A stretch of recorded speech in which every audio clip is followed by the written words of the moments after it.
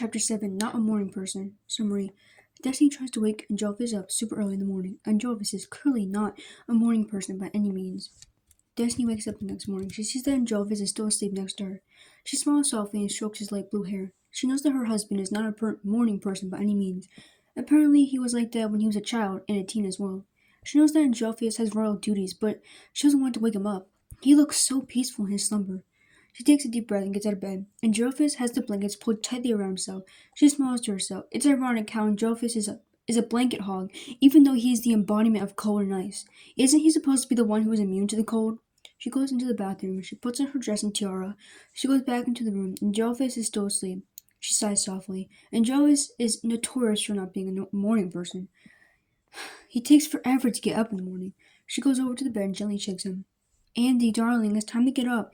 You have royal duties to attend to. Angelvis doesn't stir even slightly. He snuggles deeper into the blankets. She sighs and smiles to herself. She rubs his shoulder. Come on, Andy, you have to get up. Angelvis stirs and turns onto his side. Go away, I want to sleep. Angelvis, you have royal duties to attend to. Angelvis groans and pulls the blankets over his head. It's too early, Destiny. Destiny rolls her eyes fondly. It is going to be a long day. She rubs her temples. Andy, please, just get up. I don't have time for this. Angelvis curls up into himself. He's starting to fall asleep again. Destiny sighs and leaves the room. She takes out her phone and calls Stolas. She doesn't know why she's calling him. She can't think of anybody else. Stolas may hate Angelvis, but she certainly doesn't want to talk to Stella, that's for sure.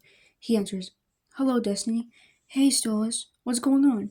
I'm trying to get Angelvis to get out of bed. He has royal duties, and he's being very stubborn. To be honest, he's a real pain in the ass at the moment. Could you come over and speak with him? Normally I would say no, but if it's for you, so yeah. But it's for you, so yes. Destiny smiles. Thank you. No problem. Stolas hangs up. Destiny sits on the couch in the living room. She waits for Stolas to show up. She hears a knock at the door. She goes over to the door and opens it. Stolas is standing there. He walks inside. I'm ready to wake this bastard up. Destiny looks upset. Hey, don't call him that. I know you hate him, but he is still my husband. Stolas looks ashamed. Right, sorry.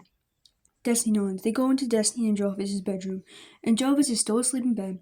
Stolas walks over to the bed and kneels down in front of Angelvis. Destiny looks nervous. She doesn't want Stolas to scare him. She only wanted help with waking him up. She goes over to him and sits down. Please don't scare him.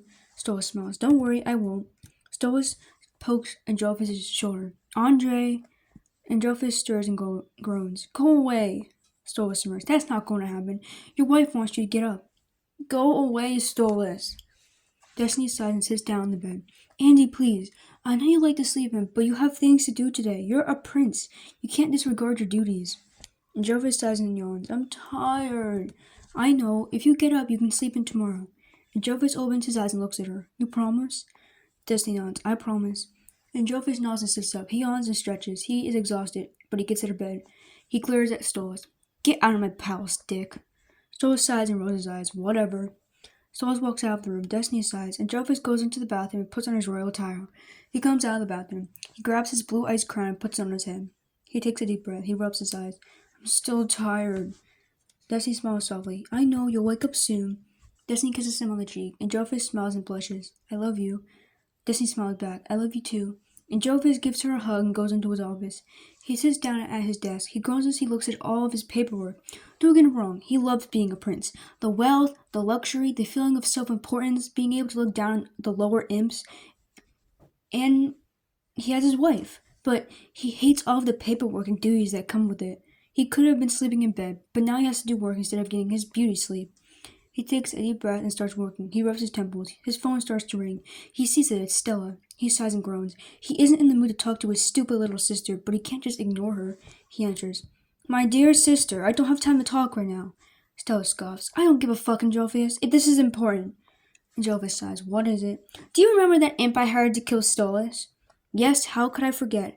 How could I not? I told you to call it off. Stella rolls her eyes. Yes, I know. Well, he's coming over to get his payment. I don't want this fucking filthy rat imp in my palace. What if he's ugly? What if he smells bad? He's going to ruin my whole style.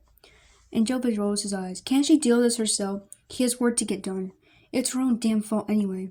I'm sure that it'll be fine. Besides, you're the one who hired him. You have to pay him. Stella groans and sneers. I know that. I hate imps so fucking much. Yeah, I know. You say it all the time. Stella looks upset. Do you even care about my problems? I'm your little sister for Satan's sake. And Jovis curses under his breath. Of course his sister is trying to guilt trip him again. Of course I care about you, my dear sister. I'm just very busy with work right now. I'm sure your wrath imp will plan appropriately if he knows what's good for him. Stella smirks. You're right. I'll kill him if he doesn't look good enough for me. And Jovis isn't surprised that Stella would resort to drastic measures like that. Are we done here? Stella sighs. I guess. Try not to fuck that stupid imp you call a wife. I don't want a fucking niece or nephew as of right now. And Jovis scowls. She is royalty, just like us. Only by marriage. She was a disgusting imp just like that Blitzo that Stolas is sleeping with. Goodbye, Stella. Stella shrieks. Don't you dare hang up on...